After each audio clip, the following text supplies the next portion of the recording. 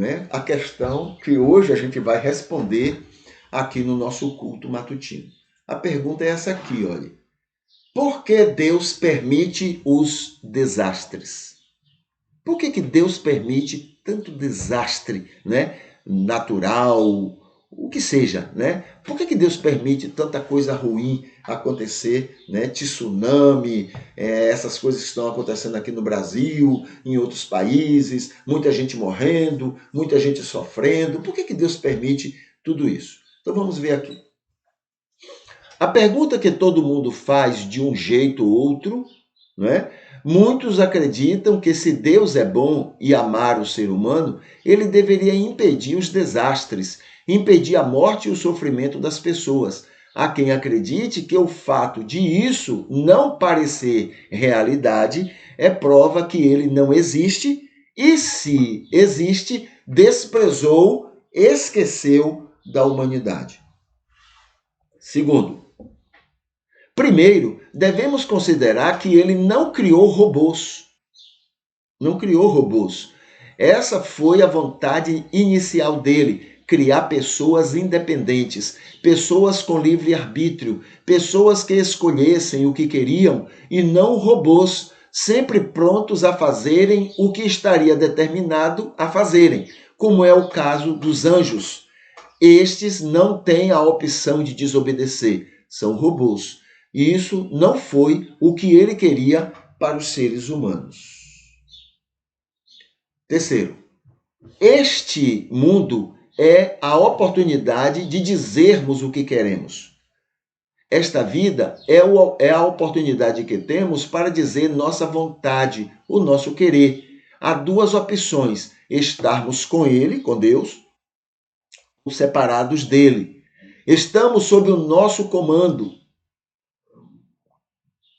Estamos sob o nosso comando e fazemos nossas vontades e o que não é boa coisa para nós e os outros. Ou estamos sob a direção dele e com isto sermos bênção para nós mesmos e para o coletivo ao nosso redor. 4. Fomos criados para a eternidade. Deus criou cada ser humano para viver eternamente. Depois de nascidos, somos imortais.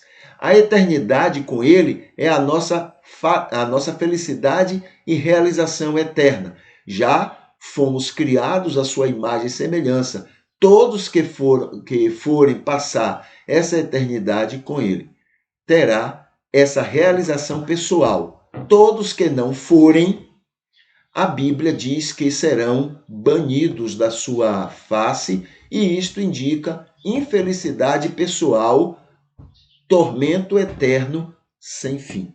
Tá? Então nós não fomos criados para essa vida, fomos criados para a eternidade. Entendeu? Então isso aqui é só uma passagem. A gente foi criado para a eternidade, para vivermos eternamente. Ele respeita nossas decisões e consequências. Uma das características do imagem e semelhança é o respeito que ele tem com todo ser humano. Ele não obriga ninguém a nada.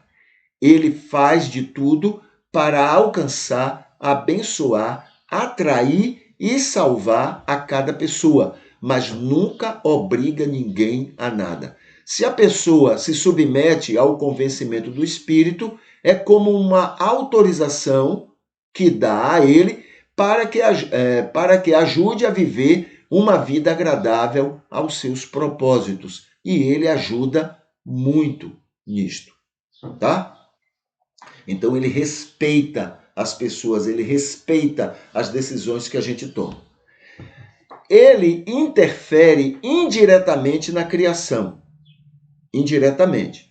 O imagem e semelhança também são jeitos dele nos alcançar e nos abençoar, nos fazer resilientes diante dos desastres e de todas as aflições. Com isto, podemos ser muito felizes, independentemente das circunstâncias em que nos encontramos.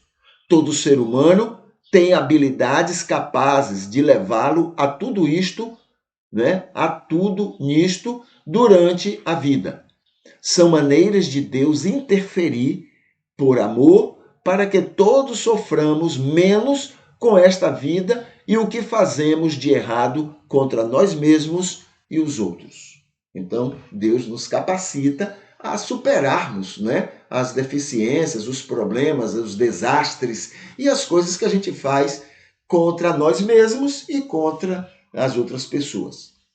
7. Naturalmente, todos morrem mais cedo ou mais tarde, naturalmente, de um jeito ou outro.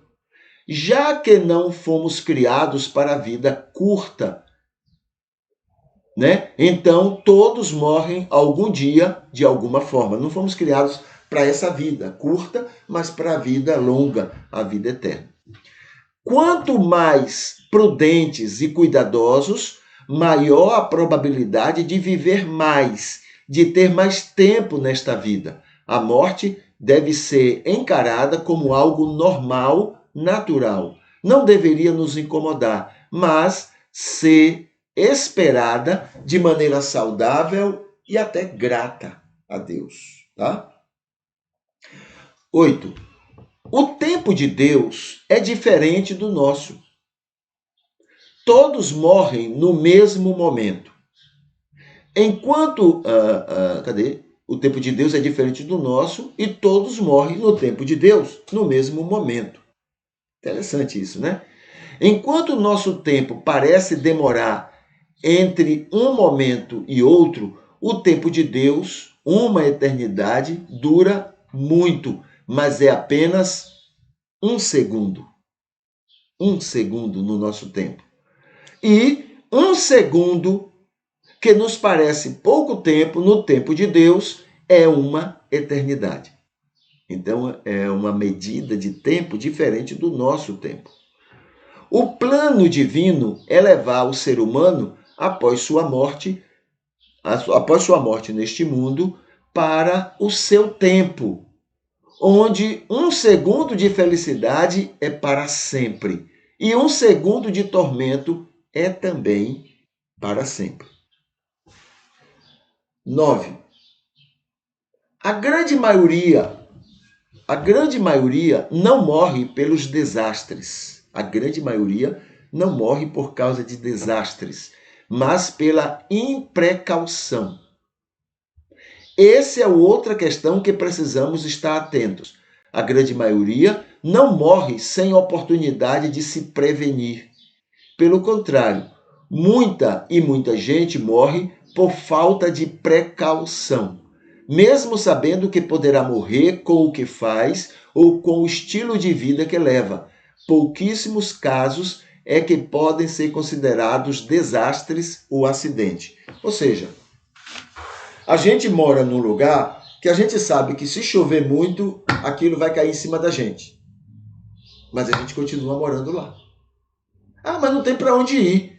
Você está arriscando sua vida. Quem é que está mais fácil de morrer quando houver muita água cair? É quem mora debaixo de um monte, né? de uma terra que pode cair por cima da casa, ou alguém que mora num lugar separado desse. Então a gente pode precaver. Ah, mas eu não tenho dinheiro. Então você está facilitando. Você não está sendo precavido. Tá bom? Apesar que eu acho que, por causa das nossas limitações financeiras e outras tantas limitações, eu acho que o Estado, o governo, é que é responsável para cuidar dessa situação. Ele é que deve proibir de alguém de fazer uma casa naquele lugar. Ele tem que proibir. Entendeu? Mas, se não proíbe e permite, então ele é que tem que pagar quando as coisas acontecerem. 10. O que incomoda Deus não é a morte física de cada pessoa que ele ama. Não é para esta vida que ele quer essas pessoas. O que incomoda é a rejeição ao convencimento do Espírito. Isso faz pessoas não irem para ele após a morte. É esta rejeição que faz as pessoas se manterem afastadas dele, distantes da sua vontade, até para o bem destas mesmas pessoas. Então, há os desastres, as pessoas morrem, a grande maioria, porque facilitam. Se eu sou um trabalhador e eu não uso um capacete, eu não uso um sapato adequado, eu não uso uma roupa adequada, eu estou mais propenso a sofrer acidentes do que outros. Se eu trabalho com a parte elétrica, eletricista, e eu facilito nisso, eu estou mais propenso a morrer com isto do que outras pessoas. Precaução. A gente precisa ser precavido, né? A grande maioria morre porque não são precavidos, facilitam. Outros não, morrem por causa mesmo, né? Todo preparado, mas ainda assim morre. Mas é um número menor. Tá bom? Agora, o que dói o coração de Deus não é a morte em si. Porque muita gente morre e vai para Deus. Vai para um lugar muito melhor, vai viver muito melhor, vai ser muito mais feliz. Né? O que entristece o coração de Deus é o fato de que as pessoas não se submetem ao Espírito e quando morrem não vão para Deus, eles vão para o inferno. É isso que incomoda Deus. A morte em si, não. Tá? É por isso que a Bíblia diz que Deus não tem prazer na morte do ímpio. Por isso, porque esse ímpio morre e não vai para Deus. Mas a Bíblia também diz, claro que é um salmo, a Bíblia diz que Deus tem prazer. Preciosa é aos olhos do Senhor a morte dos seus santos. Né? Porque morrem e vão para Ele. Tá bom?